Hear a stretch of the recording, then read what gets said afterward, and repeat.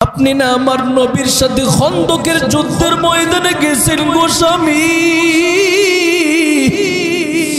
হঠাৎ করে এইভাবে চোখের পানি ছেড়ে দিয়া কেন কান্দার? কি হলো আমার নবীর? কি আবার সেখানে কোনো খারাপ ঘটনা ঘটল? এবার স্বামী ডেকে ডেকে বলেন, বিবি রে, আমি আর বরদাস্ত করতে পারছি না। কি বরদাস্ত করতে পারছো না বলো? বিবি রে, আমার নবী রহমতে আলম নবী ক্ষুধার তাড়না সহ্য করতে না পারিয়া পেটের মধ্যে দুইটা পাথর বাজছে। আল্লাহু আকবার বলে মহাব্বতের সাথে নবীর ইশক নিয়া বলেন সুবহানাল্লাহ। ক্ষুধার জ্বালাই নবীজি মোর বেঁধেছিলেন পেটে পাথর, কাতর হয়ে মাঝে মাঝে পড়ে যেতেন জমিনে। নবী বিনে কে তোরাবে ফুলসিরাত মিজানে। সবাই বলেন, নবী বিনে কে তোরাবে ফুলসিরাত মিজানে। মহব্বতের সাথে সবাই বলেন না, সবাই বলেন না, বিনে কে তোরাবে। চলো চলো মুমিন চলো, চলো নবীর সন্ধানে। নবী বিনে কে তোরাবে ফুলসিরাত মিজানে। নবী বিনে কে তোরাবে ফুলসিরাত মিজানে। এমন এতিম নবী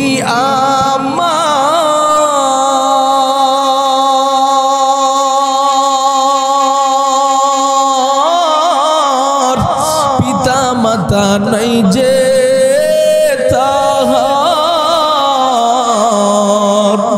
তারপরেও কত মারলো তাকে দুশ্মনে। নবী বিনে কে তোরাবে ফুলসিরাত মিজানে। নবী বিনে কে তোরাবে ফুলসিরাত মিজানে। ও বাজাইল এলাকার আল্লাহর মহব্বতের বান্দারা, আমার নবী রহমতে আলম নবী ক্ষুধার তাড়নায় পড়ে আছে। জাবের এবার বিবিরে বললেন, বিবিরে কি কি খাবার আছে? বলে, 3 জনের মতো খানা খেতে পারবি। আমার নবীর দরবারে লাফ দিয়ে দৌড়ায় আসলেন, বলতেছেন, ইয়া রাসূলুল্লাহ, আপনি সহ আপনার সাথে 2 জন সাহাবীকে দাওয়াত দিয়ে পরিপূর্ণ 3 জনকে দাওয়াত দিয়ে গেলাম। আমার বাসায় মুহূর্তে রান্নার কার্য পরিচালনা হবে, আপনি নবীজি আগমন করবেন। আমার নবীজি খানার সময় হয়ে গেল, এবার তিনি রওনা দিবেন। চিন্তা করতেছি, আমরা শুধুমাত্র 3 জনকে যাবেন দাওয়াত দিয়া গেল, আর সেই জায়গার মধ্যে আমার অন্যান্য যত 3000 সাহাবায়ে কেরামরা রয়েছে, তারা সবাই বড় কষ্টের মধ্যে থাকবে। আমি তো এমন নবী না যেই নবী এইভাবে সাহাবায়ে কেরামদেরকে রেখে রেখে একা একা খেতে চলে যাব। এবার 3000 সাহাবায়ে কেরামের জামাত আমার নবীর সামনে উপস্থিত হওয়ার পর আমার নবী রহমতে আলম নবী ঘোষণা প্রদান করে দিল, এর সাহাবায়ে কেরামের দলেরা, একটা মুহূর্তের জন্য দেরি করা যাবে না। এই মুহূর্তে আমার সাথে তোমরা চলতে থাকো, চলতে থাকো। জাবেরের বাড়িতে আমাদেরকে দাওয়াত দেওয়া হলো। ও বাজাইল এলাকার আল্লাহর মহব্বতের বান্দারা, একটু জবানটা খুলে বলেন তো দেখি, দাওয়াত দিছে কয়জনের? আরো জোরে কর। যাইতেছে কয়জন? 3000 সাহাবায়ে কেরামের জামাত নিয়ে আমার নবীজি উপস্থিত হয়ে যাচ্ছে।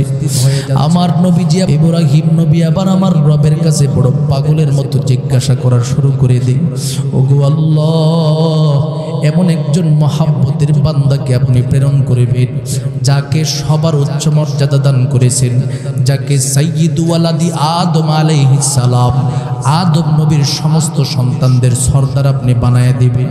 ওগো আল্লাহ, আমি আপনার কাছে সর্বশ্রেষ্ঠ জায়গা থেকে একটা দোয়া করব, আরজ করব, আরজটাকে একটু শুনবেন। আল্লাহ বলে, কোথায় গিয়া তুমি আরজটা করবা? বলে, আরজের জায়গাটার নাম হলো বাইতুল্লাহ, কাবা ঘর। সুবহানাল্লাহ বলে। আল্লাহ বলে, ঠিক আছে করো। ইব্রাহিম নবীও চলে যায়, সন্তান ইসমাইলও সেখানের মধ্যে চলে যায়। কাবা ঘর বাইতুল্লাহ শরীফ পরিপূর্ণভাবে নির্মাণ কমপ্লিট হয়ে গেল। এবার আমার রবের দরবারে ইব্রাহিম নবী হাত উঠাই, রব্বানা ওয়াবআস ফীহিম রাসূলাম মিনহুম ইয়াতলু আলাইহিম আয়াতিক ওয়া ইউআল্লিমুহুমুল কিতাবা ওয়াল হিকমা ওয়া ইউযাক্কিহিম। আল্লাহ পাক ঘোষণা প্রদান করে দেই, আমার নবী ইব্রাহিম আমি আল্লাহর কাছে দোয়া করি, রব্বানা ও আমার প্রতিপালক, ওয়াবআস ফীহিম রাসূলাম মিনহুম, ইব্রাহিম হয়ে আমি আপনার কাছে দোয়া করতেছি যে ইসমাইলকে নিয়ে বাইতুল্লাহ শরীফ নির্মাণ করলাম, এই ইসমাইলের বংশের মধ্যে ওই শ্রেষ্ঠ সন্তানটাকে আপনি দান করে দিয়ে। আল্লাহ গো, এমন একজন ব্যক্তির নাম আপনি বলছেন যে ব্যক্তি সাইয়্যিদু ওয়ালাদি আদম, আদমের সব সন্তানদের সর্দার হয়ে যাব, আর আমি ইব্রাহিম এই বরকত থেকে দূরে যাব। আমি ইব্রাহিম খলিলুল্লাহ দোয়া করলাম আর ইসমাইল জবিহুল্লাহ সেখানে আমিন বলল, জায়গাটা ছিল বাইতুল্লাহ। আল্লাহ ঘোষণা প্রদান করে দেন, ও খলিলুল্লাহ আপনি দোয়া করেছেন, একদিকে আপনার সাথে যিনি আমিন বলেছেন তিনি হলো জবিহুল্লাহ, যেখানে দাঁড়িয়ে দাঁড়িয়ে আপনি দোয়াটা পড়েছেন সেটা হলো বাইতুল্লাহ। আমি আল্লাহ ওয়াদা দিয়ে দিলাম আমার মহাব্বতের বান্দা দান করে দিব যাকে, তার নাম হবে হাবিবুল্লাহ। আপনার বংশের মধ্যে দিয়ে দিবেন, দোয়া কবুল। শ্রেষ্ঠ ব্যক্তি দোয়া করেছেন, শ্রেষ্ঠ জায়গায় দাঁড়িয়ে শ্রেষ্ঠ জবিহুল্লাহ আমিন বলেছেন, শ্রেষ্ঠ মানুষ তাদের বংশে আগমন করেছেন। এবার বংশের মধ্যে আগমন করবে আল্লাহ বলেন আমার মহাব্বতের বান্দা মুহাম্মদুর রাসূলুল্লাহ সাল্লাল্লাহু আলাইহি ওয়াসাল্লাম সবার নবী হিসাবে আগমন করবে। তাকে এমনিতেই তোমরা গ্রহণ করলে হবে না। ও মুসা পয়গম্বর তাওরাত কিতাব দান করে দিলাম, প্রতিটা পৃষ্ঠায় পৃষ্ঠায় আমার নবী মুহাম্মদের নাম লিপিবদ্ধ করে দিলাম। সুসংবাদ দিতে থাকো, স্বাগতম শব্দ উপস্থাপন এখন থেকে করতে থাকো। মুসা নবীও তার উম্মতের সম্মুখে আমার নবীর সুসংবাদ দেয়, আমার নবীর স্বাগতমের বার্তা সবার কাছে উপস্থাপন করে। ধীরে ধীরে এবার মুসা নবীর যুগ চলে গেল, আস্তে আস্তে এবার ঈসা নবীর যুগ চলে আসলো।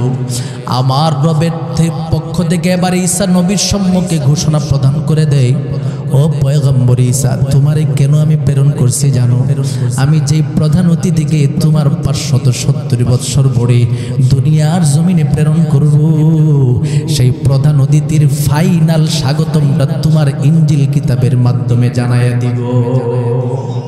স্বাগতম দিতে থাকো, স্বাগতম নারে তাকবীর আল্লাহু আকবার দিয়ে স্বাগতম দাও যে মুহাম্মদুর রাসূলুল্লাহ সাল্লাল্লাহু আলাইহি ওয়াসাল্লামের আগমন ঘটতেছে, এখন থেকে স্বাগতম জানাতে থাকো। সুবহানাল্লাহ।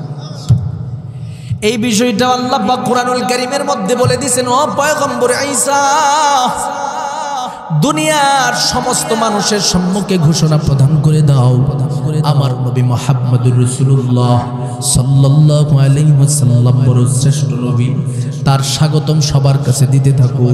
ওয়া ইয ক্বালা ঈসা ইবনু মারইয়াম ইয়া বনি ইসরাঈল ইন্নী রাসূলুল্লাহি ইলাইকুম।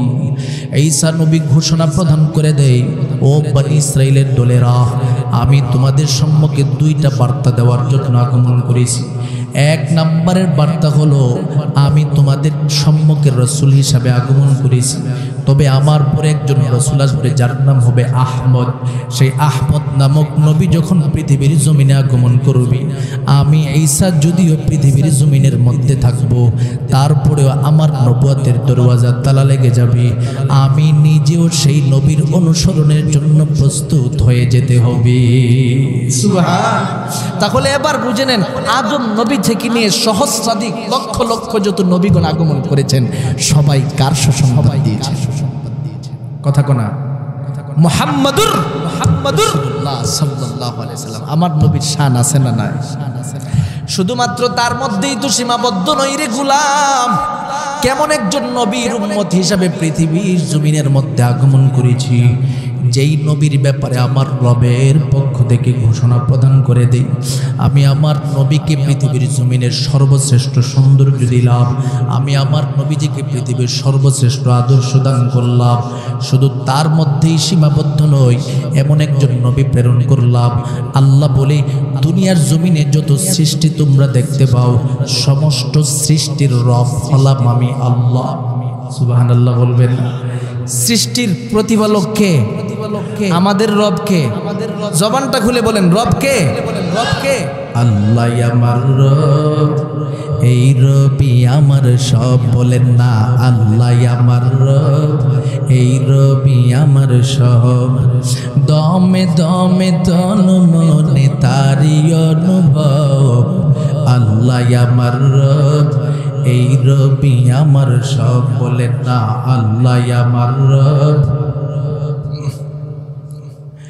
দমে দমে তন মনে তারি অনুভব, আল্লাহ আমার রব, এই রবি আমার সব। তোমার দুনিয়াতে আমি যেদিকে তাকাই, অতই নিয়ামতে ডুবে আছি সবাই। পাক বাকালির গানে শুনি তসবিহ কলর,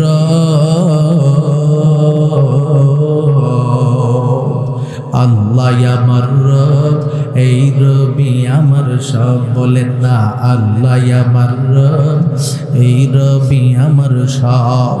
আমার রবের পক্ষ থেকে ঘোষণা প্রদান করে দেই, ও পয়গম্বর, আমি আল্লাহ গোটা জগতের রব হিসাবে গণ্য হয়ে গেলাম। আমি হলাম রব্বুল আলামিন। এখন আমি আল্লাহ তো রব হয়ে গেলাম, আপনি নবীরে কি বানাবো জানেন? আমার প্রতিটা সৃষ্টির জন্য আপনি নবীজিকে রহমাতুল্লিল আলামিন বানায়া দিলাম। সুবহানাল্লাহ। আমি গোটা সৃষ্টির রব হয়ে বসলাম, এবার এই সৃষ্টির জন্য যত দয়া থাকবে সব আপনি নবীর ওসিলায়। সুবহানাল্লাহ। এই জন্য আল্লাহ ঘোষণা প্রদান করে দেয়, ওয়ামা আরসালনাকা ইল্লা রাহমাতাল লিল আলামিন।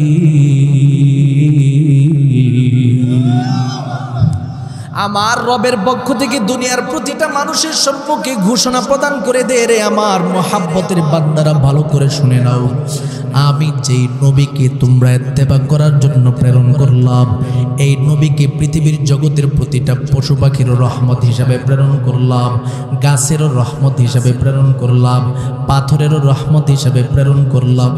এরে বাজাইল এলাকার আল্লাহর মহাব্বতের বান্দাদের দলেরা, এই জন্যই তো আমার নবীর জন্য গাছেরা বড় পাগল, এই জন্যই তো আমার নবীর জন্য পাথরেরা বড় পাগল, আমার নবীর জন্য জমিনের প্রতিটা পশু পাখি সবাই ছিল পাগল।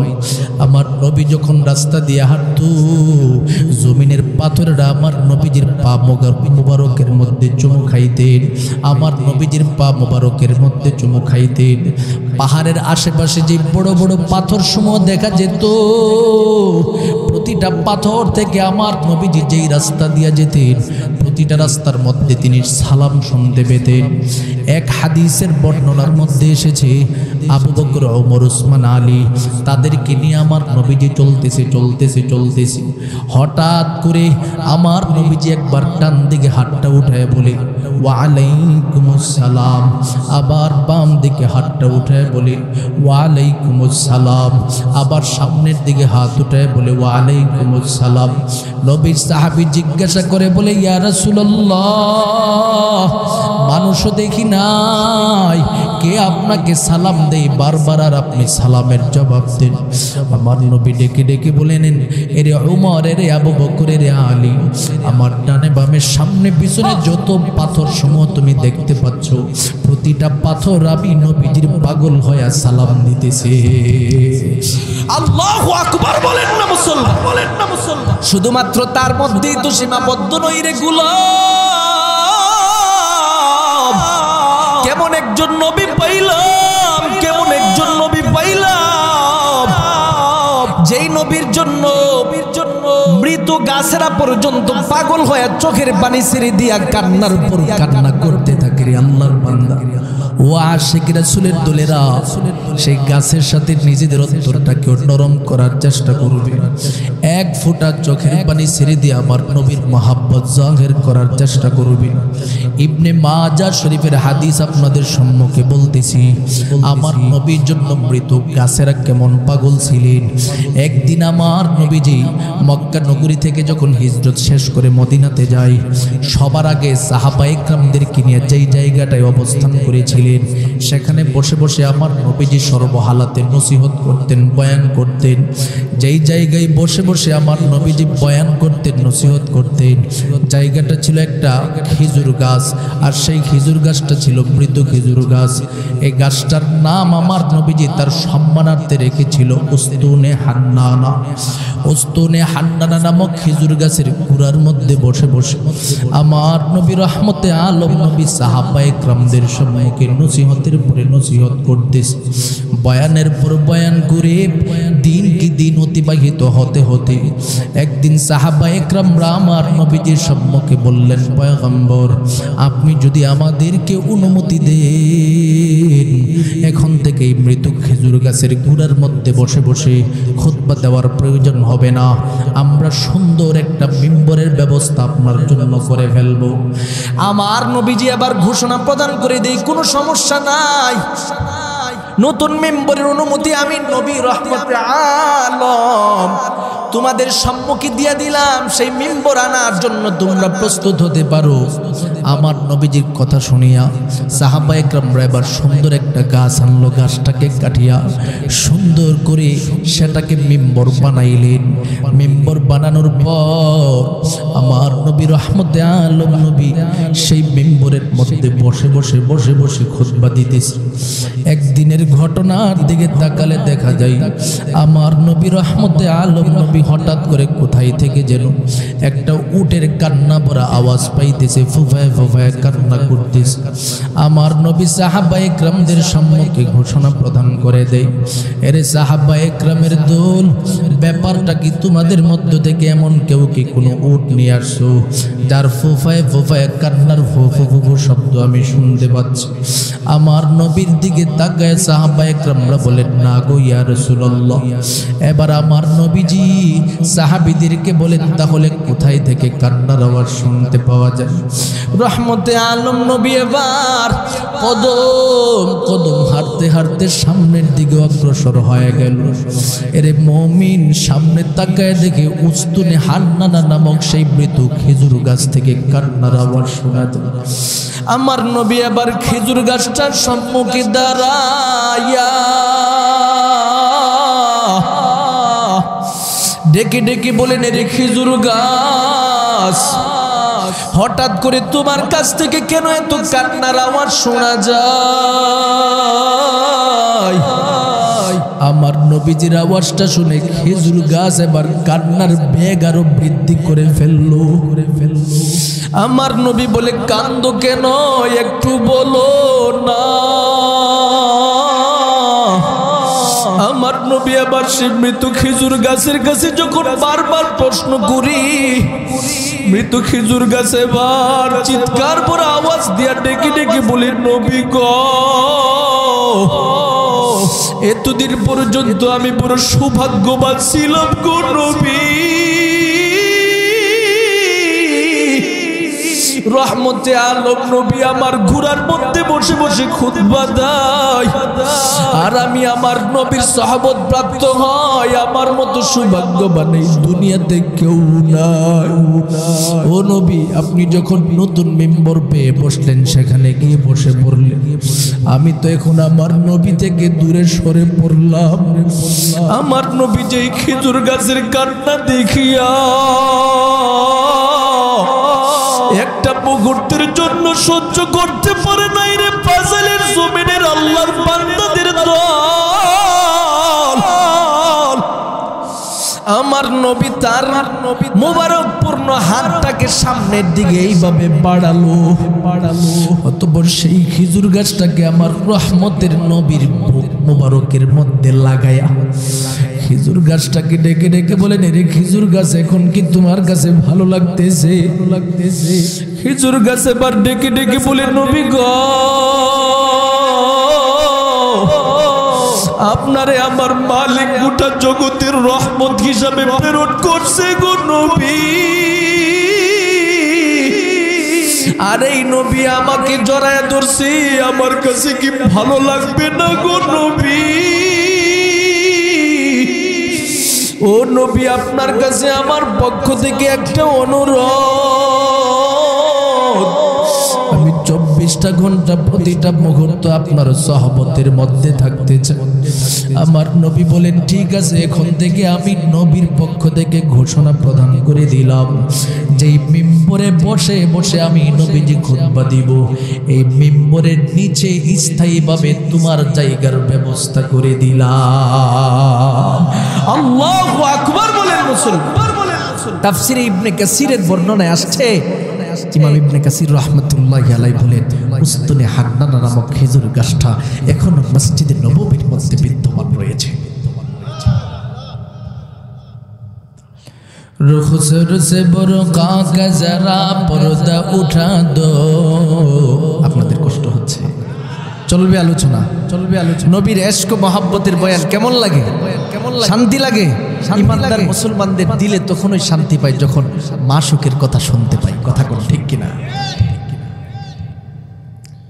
रुखसर से बरक़ा का जरा पर्दा उठा दो, लिल्लाहि मुझे हुस्न खुदा दाद दिखा दो, लिल्लाहि मुझे हुस्न खुदा दाद दिखा दो। मैं दूर हूँ मजबूर हूँ ऐ सय्यद आलम, दीदार दिखाते नहीं आवाज सुना दो, दीदार दिखाते नहीं आवाज सुना दो। है मीम में महबूब ये मतलब का इशारा, फिर क्यों न हो महबूब खुदा नाम मोहम्मद, फिर क्यों न हो महबूब खुदा नाम मोहम्मद। এরে বাজাইল এলাকার আল্লাহর মহাব্বতের বান্দাদের দলেরা, আমার নবীকে আল্লাহ এত সম্মান দান করেছেন, এত ইজ্জত দান করেছিলেন, জমিনের প্রতিটা প্রাণী পর্যন্ত নবীর জন্য পাগল, আমার নবীর জন্য গাছপালারা পর্যন্ত পাগল, জীবিত গাছেরা আমার নবীজির কদমের মধ্যে সাজদা দেওয়ার জন্য পাগল থাকতেন। ইতিহাসের স্পষ্ট বর্ণনা বাইহাকি শরীফের মধ্যে এসেছে, বিভিন্ন ইতিহাসের কিতাবের মধ্যে এসেছে, আমার নবীজি এখনো নবুয়ত পাই নাই, তারপরে আমার নবীজি মাত্র 12 বছর বয়স, তখনও আমার নবীজির জন্য প্রতিটা গাছপালা কেমন পাগল ছিলেন।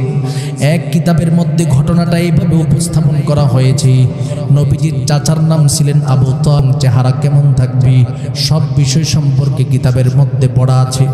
আমার নবী 12 বছর বয়সের মধ্যেই তার চেহারার দিকে তাকায়া খ্রিস্টান পাদ্রীটা নিশ্চিত হয়ে গেছে তিনি নবী মুহাম্মদ ছাড়া আর কেউ হতে পারে না। সুবহানাল্লাহ। কারণ আমার নবীর চেহারার মধ্যে আল্লাহ পাক আলাদা এমন একটা নূর দান করেছিলেন, নবীর চেহারা দেখলেই যারা বড় বড় আলেম ছিল তারা বুঝতে পারতো যে তিনি আখিরি যুগের নবী। সুবহানাল্লাহ। নবীজির চেহারা কি কালো ছিল নি? আপনারা কি করেন? হ্যাঁ, কেমন সুন্দর ছিলেন আমার নবী, আমার নবী কেমন সুন্দর ছিলেন রে ভাই, কেমন সুন্দর ছিলেন। আমাদের বাংলাদেশ, এশিয়া উপমহাদেশ, ভারত, পাকিস্তান সহ এই অঞ্চলের মধ্যে যাদের মাধ্যমে আমরা হাদিস পাইছি, এর মধ্যে প্রধান একজন মুহাদ্দিস ছিলেন যার নাম ছিলেন শাহ ওয়ালিউল্লাহ মুহাদ্দিস দেহলভী রাহমাতুল্লাহি আলাইহি। তিনি তার এক কিতাবের মধ্যে নকল করেছেন এইভাবে যে আল্লাহ পাক পৃথিবীর জমিনে যেই সৌন্দর্য দান করেছেন এটা 100 ভাগের মধ্যে 1 ভাগ তিনি করলেন, 1 ভাগকে অর্ধেক ভাগ দিয়া গোটা জগতের সমস্ত সৃষ্টির দিকে তিনি ইঙ্গিত প্রদান করলেন যে আল্লাহ সমস্ত সৃষ্টিকে 100 ভাগের মধ্যে অর্ধেক ভাগ সৃষ্টি দিয়া সৌন্দর্য দিয়া এই সৃষ্টিকে তিনি পরিপূর্ণ করেছেন, বাকি অর্ধেক সৌন্দর্য দিয়া হযরত ইউসুফ আলাইহিস সালাতু ওয়াস সালামকে আল্লাহ পাক সৃষ্টি করেছেন, বাকি 99 ভাগ সৌন্দর্য দিয়া রহমতে আলম নবী মুহাম্মদ রাসূলুল্লাহকে সৃষ্টি করেছেন। কি পরিমাণে সৌন্দর্য ছিলেন। এই জন্য আম্মাজান আয়েশা বলতেন, আম্মাজান আয়েশা এইভাবে বলতেন যে ও দুনিয়ার সমস্ত মানুষেরা শুনো, আমরা কিতাব থেকে বিভিন্ন ঘটনা পড়েছি, বিভিন্ন ঘটনা পড়েছি, তোমাদের নবীর উপরে কোরআন এসেছে, সে কোরআনের মধ্যে আমরা ইউসুফ নবীর ঘটনা পড়েছি। তোমরা তো জানো ইউসুফ নবীর সৌন্দর্যতা দেখে মিশরের অভিজাত নারীরা তাদের কমলা কাটতে গিয়ে অথবা মালটা কাটতে গিয়ে হাত কাইটা ফেলছিল, হাত কাটতে কাটতে রক্তপাত পর্যন্ত হয়েছিল জমিনের মধ্যে।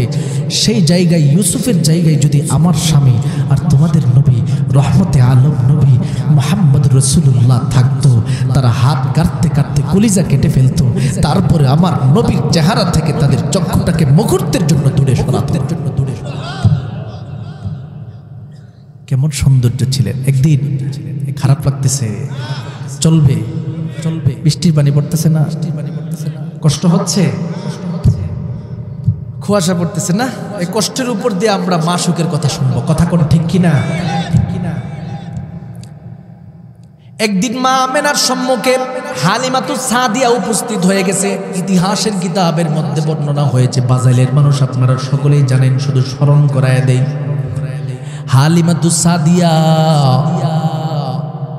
আমেনার দরবারে উপস্থিত হয়ে বর্ণনা করতেছে, এরে আমেনা, তোমার যে মহাব্বতের সন্তান আমার কাছে তুমি দিয়েছো মুহাম্মদকে, এই মুহাম্মদের মতো সুন্দর সন্তান পৃথিবীর জমিনের মধ্যে আমি কোথাও দেখি নাই। আমেনা এবার হালিমার কাছে গল্প বলতেছে, রে হালিমা, তোমার সফরের জায়গা কতটুকু? তায়েফ থেকে মক্কা পর্যন্ত, এর বেশি নাই, কিন্তু আমার সফরের জায়গা মদিনা, আমার সফরের জায়গা মক্কা। আর মক্কা নগরীটা এমন একটা জায়গা, কাবা ঘর দেখার জন্য পৃথিবীর বিভিন্ন প্রান্ত থেকে মানুষের আগমন ঘটে। কত মানুষের সন্তান আমি দেখেছি, কত মানুষ দেখেছি, আমার সন্তান মুহাম্মদের মতো এত সুন্দর সন্তান কখনো দেখি নাই। এবার আমেনা হালিমা দুজনের গল্প চাইপা গেছে। হঠাৎ করে জিব্রাইল আমিনের আগমন ঘটলো। আমেনা হালিমার সম্মুখে জিব্রাইল আমিন ডেকে ডেকে বলে, এরে আমেনা, এরে হালিমা, দুজনের দেখার এরিয়াটা তোমরা বর্ণনা করেছো মক্কা নগরী টু মদিনা, আবার অনেকে বর্ণনা করেছো তায়েফ, অতটুক পর্যন্ত তোমাদের চলার জায়গা, এর বেশি তোমরা দেখো নাই। আমার রব আমাকে 600 পাখা দান করে দিছি, এই 600 পাখার মধ্যে এক একটা পাখা দিয়ে যদি নাড়া দেই, জমিন থেকে আসমানে যেতে আমার সেকেন্ডের পরিমাণ লাগে না। এই পাখা 600 দিয়ে আমি গোটা জগৎ ঘুরেছি, আমার মালিকের গোটা সৃষ্টি দেখেছি। তোমাদের সন্তান মুহাম্মদের মতো সৃষ্টিগত সৌন্দর্য আর কাউকে আমি দেখি না। এবার আমার রবের পক্ষ থেকে ঘোষণা প্রদান করে দে, রে জিব্রাইল, তুমি আমার নবী মুহাম্মদের ব্যাপারে সুন্দর সুন্দর গল্প বর্ণনা করতেছো। হালিমাও বর্ণনা করেছি, আমেনাও বর্ণনা করেছি। এবার আমি খালেকের পক্ষ থেকে শুনে নাও, আমি খালেক যিনি আমার মুহাম্মদকে আমি সৃষ্টি করেছি, যত্ন করে ভালোবেসে এই মুহাম্মদের সৌন্দর্যটা কতটুকু দান করেছি। দুনিয়ার জমিনের মধ্যে আমি আমার মুহাম্মদের মতো সুন্দর এই জগতের মধ্যে কিছুই বানাই না। সুবহানাল্লাহ। তাহলে আমার মুহাম্মদের মতো সুন্দর তোমরা দেখবা কোথায়? কারণ তার মতো তো সুন্দর আর কিছু বানাই নাই, বানাইলে না তোমরা দেখতে। আল্লাহু আকবার বলেন না, আকবার বলেন না। এরে বান্দা, আমার নবীজির সৌন্দর্যের কথা তো শুনেছেন, শুধু তার মধ্যেই তো সীমাবদ্ধ নয়। আমার নবী মুহাম্মদুর রাসূলুল্লাহ সাল্লাল্লাহু আলাইহি ওয়াসাল্লামের এই সৌন্দর্যতা দেখার পরে, ওই যে ঘটনাটা বলতেছিলাম, 12 বৎসর বয়সে আমার নবীজিকে দেখেই পাত্রী চিনে ফেললো। এবার আমার নবীর চাচার সম্মুখে দাঁড়ায় গেল। পাত্রী উপস্থিত হয়ে বলতেছে, ও আবু তালিব, তোমাদের সবাইকে আমরা অন্যান্য সময় আমি দেখেছি, কিন্তু এই বালকটাকে আমি কখনো দেখি নাই। হঠাৎ করে নতুন নিয়ে আসছো, এটা তোমার কি হয়? আবু তালেব বলেন, সে হলো আমার মহাব্বতের ভাতিজা, বাবার নাম হলো আব্দুল্লাহ। বংশ কোথায়? বলে বংশ হলো কুরাইশ বংশ। গোত্র কোনটা? বলে হাশিমের গোত্র। এবার মহাব্বতের সাথে গির্জার সে আলেম ঘোষণা প্রদান করে দেয়, যদি হাশিমি গোত্রের হয়ে থাকে, যদি বংশগত দিক থেকে কুরাইশের হয়ে থাকে, পাশাপাশি যদি বংশগত দিক থেকে কুরাইশ হয়ে থাকে, বাবার নাম যদি আব্দুল্লাহ হয়ে থাকে, আমি আরও নিশ্চিত হয়ে গেলাম তিনি আখিরি যুগের নবী মুহাম্মদুর রাসূলুল্লাহ হিসাবে আগমন করবে। সুবহানাল্লাহ। শুধু তার মধ্যেই সীমাবদ্ধ না, এবার তিনি বলতেছে যে এবার আরো শুনো, আরো শুনো। পাদ্রী এবার সামনের দিকে চলে যায়, আমার নবীর ওসিলা দিয়া তাদের মেহমানদারির ঘোষণা দিল। ও আবু তালিব, এখানে তোমরা অবস্থান করতেছো, দুপুরের সময় যখন আগমন করবে আমার বাসায় তোমরা সবাই মিলে খানা খাবে। এবার চাচা তো চিন্তার মধ্যে পড়ে যায়, ব্যাপারটা কি, এতদিন তো আমরা কতবার আগমন করেছি, কোনো সময় তো তিনি মেহমানদারি করাই নাই। এবার পাদ্রী ঘোষণা প্রদান করে দেয়, কেন করাবো তোমরা সেটা বুঝতে পারবা পরবর্তীতে। সমস্ত কাফেলার সদস্যদেরকে দাওয়াত দেওয়া হলো, দুপুরের সময় হয়ে গেল, প্রতিটা মানুষ আগমন করলো, খানা শুরু করে দিল। এবার পাদ্রী ডেকে ডেকে বলে, তোমাদের সাথে যে একটা বালককে দেখেছিলাম, বালকটা কোথায় একটু বলো। তখন তারা বলতে শুরু করে দেয়, ছোট মানুষ তো, তাই আমরা তাকে আমাদের সাথে আনি নাই, তাকে আমরা এই মুহূর্তে বিভিন্ন বকরিসমূহ রয়েছে সেগুলো দেখাশোনা করার জন্য রেখে দিয়ে আসছি। এবার গির্জার সে আলেম ঘোষণা প্রদান করে দে, এরে আবু তালেব, তোমাদেরকে কেন দাওয়াত দিলাম সেটা তো তোমরা বুঝতে পারো নাই। এই কথা বলে পাগলের মতো তিনি বের হয়ে গেল গির্জা থেকে। দৌড়তে দৌড়তে দৌড়তে দৌড়তে আমার নবী রহমতে আলমের সম্মুখে দাঁড়ায় যায়। গির্জার আলেম তাকায় দেখি এই মরুভূমির মধ্যে আমার নবীজির মাথার উপরে আকাশের মেঘমালা এসে ছায়া দিতেছে। আল্লাহু আকবার বলেন না, আকবার বলেন না। এবার আমার নবীজিকে সেখান থেকে আনলেন, খাওয়ার ব্যবস্থা করলেন। আমার নবীজি খাবার দাবার সব কিছু কমপ্লিট হওয়ার পর গির্জার আলেম শুধু আমার নবীর চেহারার দিকে তাকায় থাকে, নবীর দিকে লক্ষ্য রাখে, কোথায় যায়। হঠাৎ করে গির্জার আলেম তাকায় দেখি আমার নবীজির পিছনে পিছনে কিছু কিছু গাছ যাইতেছে, আর প্রতিটা গাছ আমার নবীজির কদমের মধ্যে সাজদা করতেছে।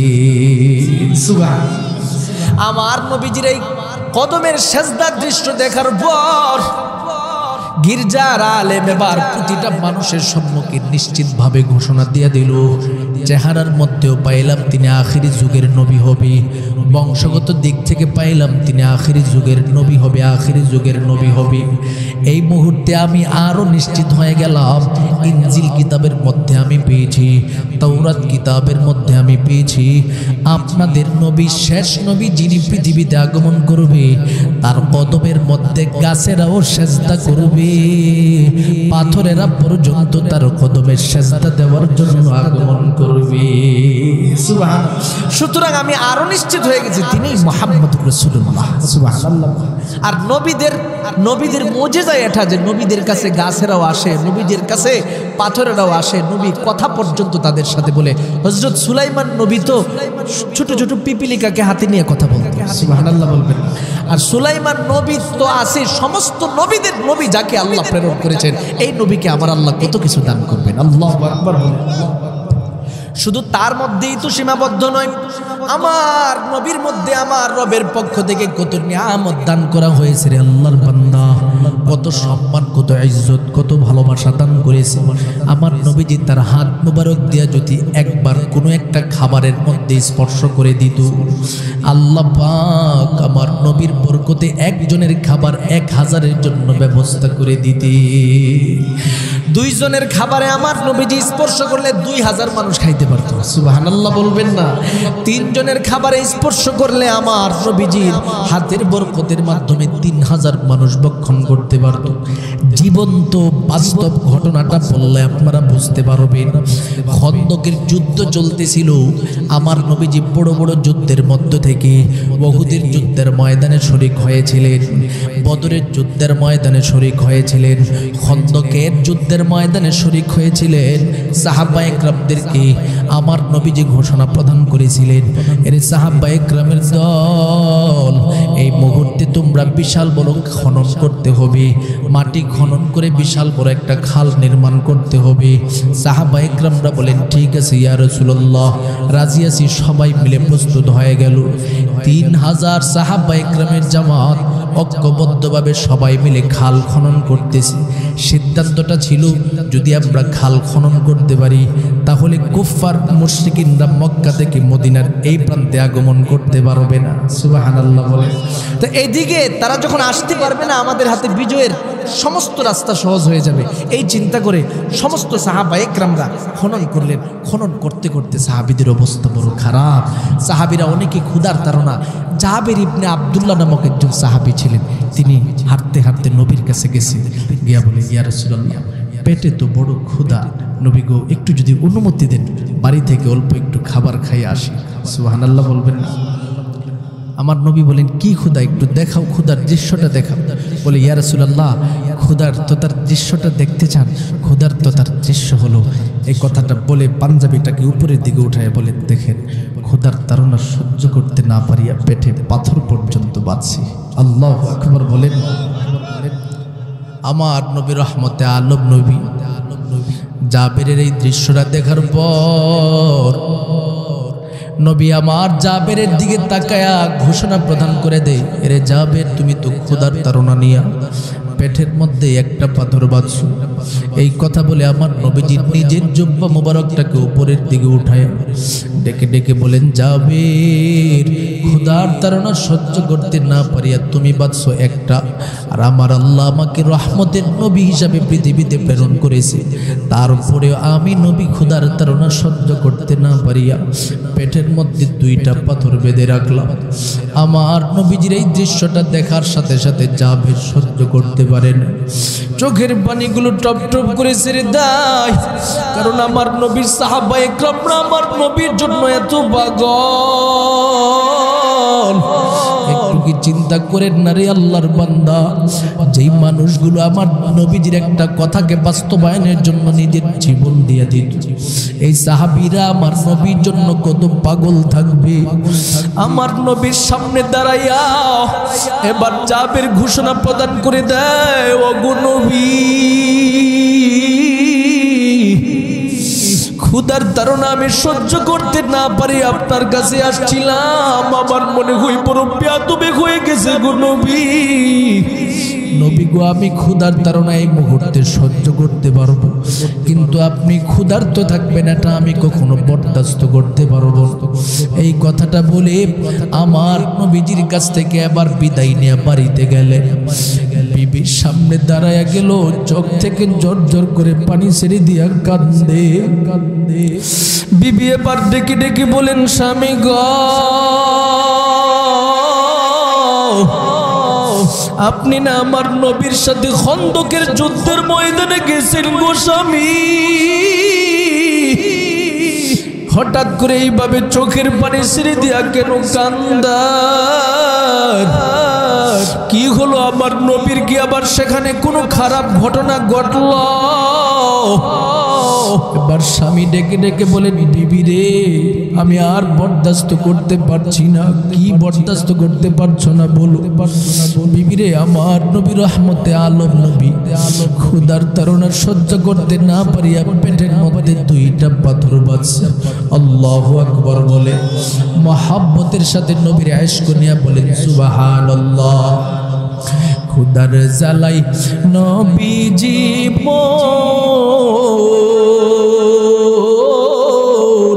বেঁধেছিলেন পেটে পাথর, কাতর হয়ে মাঝে মাঝে পড়ে যেতেন জমিনে, নবী বিনে কে তোরাবে ফুলসিরাত মিজানে। সবাই বলেন নবী বিনে কে তোরাবে ফুলসিরাত মিজানে। মহব্বতের সাথে সবাই বলেন না, সবাই বলেন না, বিনে কে তোরাবে তোরাবে। চলো চলো মুমিন চলো, চলো নবীর সন্ধানে, নবী বিনে কে তোরাবে ফুলসিরাত মিজানে। নবী বিনে কে তোরাবে ফুলসিরাত মিজানে এমন এতিম নবী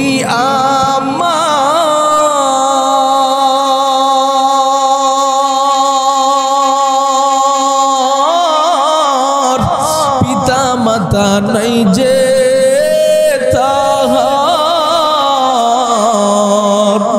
তারপরেও কত মারলো তাকে দুশ্মনে নবী বিনে কে তোরাবে ফুলসিরাত মিজানে নবী বিনে কে তোরাবে ফুলসিরাত মিজানে ও বাজাইল এলাকার আল্লাহর মহব্বতের বান্দারা আমার নবী রহমতে আলম নবী খোদার তাড়নায় পড়ে আছে জাবের এবার বিবিরে বললেন বিবিরে কি কি খাবার আছে বলে তিনজনের মতো খানা খেতে পারবি আমার নবীর দরবারে লাফ দিয়ে দৌড়ায় আসলেন বলতেছেন ইয়া রাসূলুল্লাহ আপনি সহ আপনার সাথে দুজন সাহাবীকে দাওয়াত দিয়ে পরিপূর্ণ তিনজনকে দাওয়াত দিয়ে গেলাম আমার বাসায় মুহূর্তে রান্নার কার্য পরিচালনা হবে আপনি নবীজি আগমন করবেন আমার নবীজি খানার সময় হয়ে গেল এবার তিনি রওনা দিবেন চিন্তা করতেছি আমরা শুধুমাত্র তিনজনকে যাবেন দাওয়াত দিয়া গেল আর সেই জায়গার মধ্যে আমার অন্যান্য যত 3000 সাহাবায়ে কেরামরা রয়েছে তারা সবাই বড় কষ্টের মধ্যে থাকবে আমি তো এমন নবী না যেই নবী এইভাবে সাহাবায়ে কেরামদেরকে রেখে রেখে একা একা খেতে চলে যাব এবার 3000 সাহাবায়ে কেরামের জামাত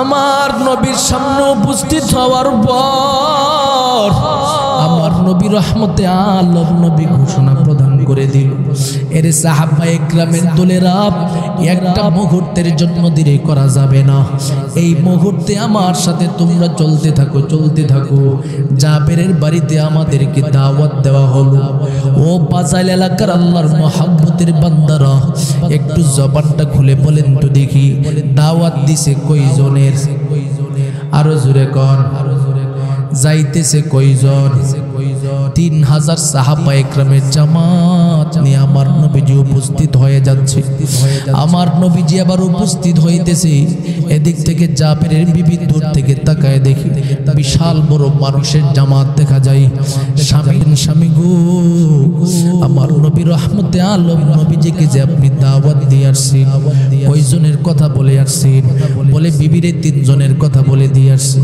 বিবি আবার ডেকে ডেকে বলেন স্বামী গো আপনি তো 3 জনের দিয়েছেন কিন্তু নবীর সাথে 3000 আসতেছে সুবহানাল্লাহ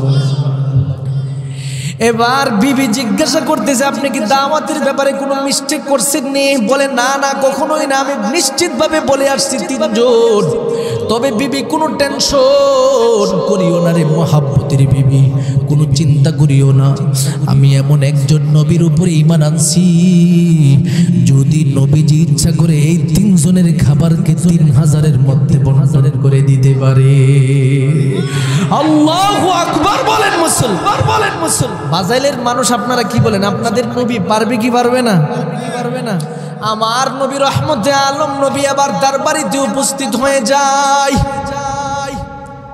জাবেরকে ডেকে ডেকে বলেন রে আমার মহব্বতের সাহাবী জাবের দেরি করা যাবে না খাবারগুলো আমার সামনে আনো কিবারে মুরব্বি বড় বড় যে সাহাবায়ে কেরামরা ছিলেন তাদেরকে ডাকা হলো বিসমিল্লাহ বলে সবার সামনে এই মুহূর্তে বন্টন করতে শুরু করে দাও এবার বড় বড় সাহাবায়ে কেরামরা বন্টনের ব্যাপারে নেতৃত্ব দিচ্ছে বিসমিল্লাহ বলে এইভাবে পাত্র থেকে খুলে খুলে খুলে খুলে একের পর এক মানুষের কাছে রুটি দিচ্ছে পাশাপাশি রুটির সাথে মাংস পর্যন্ত দিচ্ছে গোশত এবং রুটি উভয়টা পেয়ে সাহাবায়ে কেরামরা বড় আনন্দের সাথে খাইতেছে জাবের ডেকে ডেকে বলেন আমি তাকায় তাকায় দেখি 1 থেকে শুরু হয়ে গেল 100 জন পরিপূর্ণ হয়ে গেছে 200 জন পরিপূর্ণ হয়ে গেছে 300 জন পরিপূর্ণ হয়ে গেল এভাবে আমি তাকায় দেখি 1000 পরিপূর্ণ হয়ে গেছে 2000 পরিপূর্ণ হয়ে গেছে 3000 পরিপূর্ণ হয়ে গেল।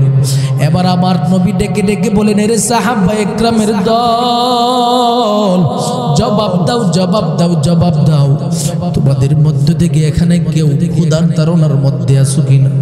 সাহাবীরা বলে, ইয়া রাসূলুল্লাহ, আজকে জাবেরের বাড়িতে যেই পরিমাণে পরিতৃপ্ততার সহকারে আমরা খানা খেয়েছি, নাস্তা করেছি, এত পরিতৃপ্ততার সহকারে নিজেদের বাড়িতেও কখনো খেতে পারি না। সুবহানাল্লাহ বলেন মুসলমান, জবানটা খুলে বলুন সুবহানাল্লাহ। मस्जिद में कलमा में नमाजों में अज़ा में है नाम इलाही से मिला नाम मोहम्मद, है नाम इलाही से मिला नाम मोहम्मद। फरमा तो है आदम के मुझे खुल्द तुरी में, लिखा हुआ तो बाब मिला नाम मोहम्मद, लिखा हुआ तो बाब मिला नाम मोहम्मद। महबूब किया सल्ले अला नाम मोहम्मद, आंखों की दिया दिल की जिला नाम मोहम्मद, आंखों की दिया दिल की जिला नाम मोहम्मद। এরে মুমিন, এমন নবী পাইলাম যেই নবীজি আমার মালিকের পক্ষ থেকে এত যোগ্যতার সম্মুখীন হয়েছেন। হাতের মধ্যে আল্লাহ এত বরকত, আমার নবীজির জবানের মধ্যে বরকত, আমার নবীজির প্রতিটা কথার মধ্যে বরকত। শুধু তার মধ্যেই সীমাবদ্ধ নয়, আল্লাহ পাক পড়ার এক সূরার মধ্যে ঘোষণা দিয়েছেন, নবী গো দুনিয়ার প্রতিটা মানুষের সম্মুখে ঘোষণা প্রদান করে দেন, আলাম নাশরাহ লাকা সাদরাক ওয়া ওয়াদা'না আনকা বিজরাক আল্লাযী আনকাদা যাহরাক ওয়া রাফা'না লাকা যিকরাক। নবী গো, আমি আল্লাহ আপনাকে এত সম্মান আর এত ইজ্জত দান করে দিয়েছি, পৃথিবীর যে কোনো জায়গার মধ্যে আপনি নবীর নাম নিবে, আমি আল্লাহর নাম উচ্চারণ হবে, সেখানে আমি আল্লাহ আপনি নবীর নামের বিষয়টাকেও সর্বোচ্চ করে দিলাম। সুবহানাল্লাহ। আজানের মধ্যে আমার নবীর নাম আছে না নাই? আমার আল্লাহ ঘোষণা দিয়ে দিয়েছেন, নবী গো পৃথিবীতে বিভিন্ন প্রান্ত থাকবে, এক এক জায়গায় এক এক সময় ফজরের আজান হবে, এক এক জায়গায় এক এক সময় জোহরের আজান হবে। বাংলাদেশের যখন ফজরের আজান হয় অন্যান্য দেশে রাত 3টা বাজে, বাংলাদেশে যখন জোহরের আজান হয় অন্যান্য দেশে সকাল হয়। এভাবে আমি আল্লাহ পাক পৃথিবীর প্রান্তটাকে সাজাইছি যেন প্রতিটা মুহূর্তে মুহূর্তে পৃথিবীর যে কোনো প্রান্ত হলেও আজানের আওয়াজ শোনা যায়, আর প্রতিটা আওয়াজের মধ্যে আপনি নবীর নাম ঢুকাইয়া দিয়েছেন, নাম ঢুকাইয়া দিয়েছেন। ওয়ারাফা'না লাকা যিকরাক, নবী গো আপনার নামকে আমি আল্লাহ পাক সর্বোচ্চ করে দিয়েছি। শুধু তার মধ্যেই সীমাবদ্ধ নয়, ও নবী আমি আল্লাহ আপনাকে আরো কি সম্মান দিয়েছি জানেন? ওয়াদ্দুহা ওয়াল্লাইলি ইযা সাজা মা ওয়াদ্দাআকা রাব্বুকা ওয়া মা ক্বালা ওয়ালাল আখিরাতু খায়রুল লাকা মিনাল উলা ওয়ালা সাউফা ইউতিকা রাব্বুকা ফাতারদা। এই সূরার মধ্যে আল্লাহ পাক আমার নবীর সম্মান মর্যাদা বিস্তারিত বর্ণনা করে শেষ দিকে আল্লাহ বলেন, ওয়ালা সাউফা ইউতিকা রাব্বুকা ফাতারদা। নবী গো আমি আল্লাহ আপনাকে এমন কিছু নিয়ামত দান করব, আপনি আমি রবের পক্ষ থেকে নিয়ামত পাইয়া যতক্ষণ সন্তুষ্ট না হবেন আমি আল্লাহ আপনাকে দিতেই থাকবো, দিতেই থাকবো। সুবহানাল্লাহ বলেন।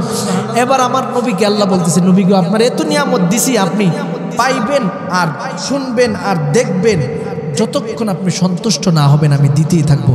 নবীজি বলেন, কি দিছে জানো তোমরা? সাহাবীদেরকে বলেন, এই সাহাবা ইকরামরা তোমরা জানো কি দিছে আমাকে? আসা আইয়া বাআসাকা রাব্বুকা মাকামাম মাহমুদা, আমার রব আমাকে মাকামে মাহমুদ নামক নিয়ামত দান করছে। সুবহানাল্লাহ। মাকামে মাহমুদ নামক নিয়ামত আল্লাহ আমাকে দিয়েছে। এবার বাজাইলের মানুষ মাকামে মাহমুদ নামক নিয়ামতটা কি এটা জানার প্রয়োজন আছে না নাই? মাকামে মাহমুদ নামক নিয়ামত আমার নবী বলেন, যেই নিয়ামতটা পৃথিবীর জমিনের অন্য কোন নবীকে আল্লাহ দেয়নি। সুবহানাল্লাহ বলবেন। সব নবীরা যেই জায়গার মধ্যে ব্যর্থ হবে, আমি নবী আল্লাহর কাছ থেকে নিজে একবার মহাব্বতের সাথে আল্লাহর পক্ষ থেকে উদ্ধার করে নিয়ে আসতে পারবো, সেই জায়গাটা হলো মাকামে মাহমুদ। আমার নবী বলেন সমস্ত নবীরা কখন ব্যর্থ হবে? যখন আল্লাহ রাগান্বিত হয়ে যাবে, আল্লাহ যখন গুসা হয়ে যাবে। আল্লাহ বলবে লিমানিল মুলকুল ইয়াউম লিল্লাহি ওয়াহিদিল কাহ্হার। আজকের এই রাজত্বের মালিকানা কার কাছে? এই কথাটা বলার সাথে সাথে আল্লাহ যেমন বড়, তার আওয়াজটাও হবে তেমন বড়। কঠোর আওয়াজে যখন মানুষের সম্মুখে উপস্থাপন করতে থাকবে, মানুষেরা পাগলের মতো হবে। গুনাহগার নেককার সব কান্নাকাটি শুরু, সুবহানাল্লাহ বলবেন না? সব কান্নাকাটি শুরু করে, সব কান্নার মধ্যে থাকবে। কাঁদতে কাঁদতে এবার সবাই চিন্তা করবে কার কাছে গেলে আল্লাহর একটু রহমতের দিকে আনা যায়, দয়ার দিকে আনা যায়। সবাই সিদ্ধান্ত নেবে যাই আদম নবীর কাছে। তিনি তো আল্লাহর একজন প্রথম নবী, তিনি হয়তো একটু কিছু করতে পারে। এই কথাটা বলি আমার আলোচনার ইতি টানবো, আপনারা কেউ নড়াচড়া করবেন না, বলবেন তো ইনশাআল্লাহ। আমার এজন্য আমরা 10টা থেকে, ঠিক আছে ইনশাআল্লাহ। আমার নবীজির যে সম্মানটা আছে সেটা একটু আমি আপনাদের সম্মুখে জাহির করতেছি। এক নাম্বার হলো আদম নবীর কাছে যাবে, যাওয়ার পরে আদম নবী বলবে, না আমি পারবো না। নূহ নবীর কাছে যাবে, তিনিও বলবে আমি পারবো না। যাবে এবার ইব্রাহিম নবীর কাছে, তিনিও বলবে লাস্তুহা হুনাকুম, আমি পারবো না। যাবে ঈসা মূসা, তাদের কাছে সবাই ঐক্যবদ্ধভাবে বলবে পারবো না রে, পারবো না। শেষ পর্যন্ত ঈসা নবী বলবে, একজনের নাম বলতে পারি, তার কাছে গেলে নিশ্চিত তোমরা সফল হবে। সুবহানাল্লাহ বলবেন। আমার নবীর নিকটে এবার সবাই উপস্থিত হয়ে যাবে। এরে মুমিন, ডানে বামে তাকাবেন না। এই মুহূর্তে অন্তরটাকে নরম করে 2 ফোঁটা চোখের পানি ছেড়ে দিবে। ডানে বামে তাকাবেন না রে আল্লাহর বান্দাদের দল। আমার নবী রহমতে আলম নবীর নিকটে সমস্ত মানুষগুলো উপস্থিত হয়ে যাবে। ডেকে ডেকে বলবে নবী গো, বড় কষ্টের সম্মুখীন হয়ে গেলাম। আদম নবীর কাছে গেলাম, নূহ নবীর কাছে গেলাম, ইব্রাহিম নবীর কাছে গেলাম, মূসা নবীর কাছে গেলাম, ঈসা নবীর কাছে গেলাম। সবাই আমাদের সম্মুখে ব্যর্থতার শব্দ উপস্থাপন করে দিন। ওগো নবী, আপনি যদি আমাদেরকে দূর দূর বলে দূরে সরায়া দেন, আমাদের যাওয়ার মতো কোনো পথ নাই। নবী আমার সমস্ত উম্মতের কান্না দেখে পাগলের মতো হয়ে যাবে, কারণ আমরা তো এমন একজন নবী পাইছি রে গোলাম, যেই নবী ইন্তেকালের মুহূর্তে পর্যন্ত আমাদের মতো গুনাহগার উম্মতের জন্য চোখের পানি ছেড়ে দিয়া কান্না করেছে। আমার নবী যখন ইন্তেকালের সম্মুখীন হয়ে যায়, আম্মা জান আয়েশা আমার নবীর দিকে তাকায় তাকায় ডেকে ডেকে বলেন, নবী গো, আপনার চোখ দিয়ে বায়া বায়া পানি পড়তেছে। কেন পড়তেছে গো নবী? মা তাকাদ্দামা মিন যামবিহি ওয়া মা তাআখার। আপনার না জীবনের সমস্ত গুনাহ নাই, সব মাফ, তারপরে আপনি কেন কান্না করেন? আমার নবী আবার চোখ থেকে আরো বেশি পরিমাণে কান্না শুরু করে জোর করে পানি ছেড়ে দিয়া কাঁদে। ডেকে ডেকে বলেন, আয়েশা রে, আমি কেন কান্না করে জানো না? বাজাইল এলাকার মধ্যে আমার কিছু মহাব্বতের উম্মত থাকবে, এই উম্মত গুলো আমি নবী চিনবে না, নবীর আদর্শ চিনবে না। এই মানুষগুলি যদি বেপথে চলে যায়, এই মানুষগুলি যদি গুনার প্রতি লিপ্ত হয়ে যায়, নামাজ ছেড়ে দে, রোজা ছেড়ে দে, হজ ছেড়ে দে, সব কিছু ছেড়ে দিয়া সুদ খাই ঘুষ খাই নিজের জীবনটাকে পরিচালনা করে গুনাহগারদের কাতারে লিপিবদ্ধ করে ফেলে, এরা যদি জাহান্নামী হয়ে যায়, আমি নবীজি কেমনে থাকবো? আমার নবী এবার আম্মা জান আয়েশার সামনে এই কথা বলার পর আমার রবের পক্ষ থেকে আমার নবীর সম্মুখে ঘোষণা প্রদান করে দেই, নবী গো, আপনি নবী যে এইভাবে কান্না করবেন, আমি আল্লাহ কখনো বরদাস্ত করতে পারবো না গো নবী। ও নবী, এই মুহূর্তে আমি আল্লাহর পক্ষ থেকে ঘোষণা দিলাম, হাসরের ময়দানে যখন সমস্ত নবীরা ব্যর্থ হয়ে যাবে, সেখানে আমি আল্লাহ সফলতার রাস্তা আপনার জন্য সহজ করে দিব।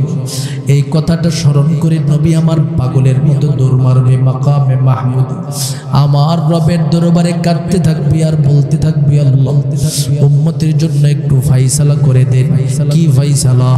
আমার আল্লাহর কাছে যখন কাঁদবে আমার আল্লাহ বলবেন নবী আপনি আর কথা বলার প্রয়োজন নাই, মাথাটাকে উঠান, কার জন্য সুপারিশ করার প্রয়োজন আমি আল্লাহর কাছে বলে। আমার নবীজি ওই সময় আমাদের মতো গুনাহগার উম্মতদেরকে ধরে ধরে চেহারার দিকে তাকায় দেখবে নামাজের চিহ্ন দেখা যায়, হাতের দিকে তাকায় দেখবে উজুর নূর আলোকিত করতেছে। এই জাতীয় দৃশ্য দেখে দেখে প্রতিটা মানুষের জন্য সুপারিশের ব্যবস্থা করে দিবে। সুবহানাল্লাহ বলেন। এটা হলো শেষ আমার নবীজি যা আমাদের জন্য দান করবেন। এমন নবীর সম্মান ইজ্জত রক্ষা করার প্রয়োজন আছে না নাই? এমন নবীজিকে ভালোবাসার প্রয়োজন আছে না নাই?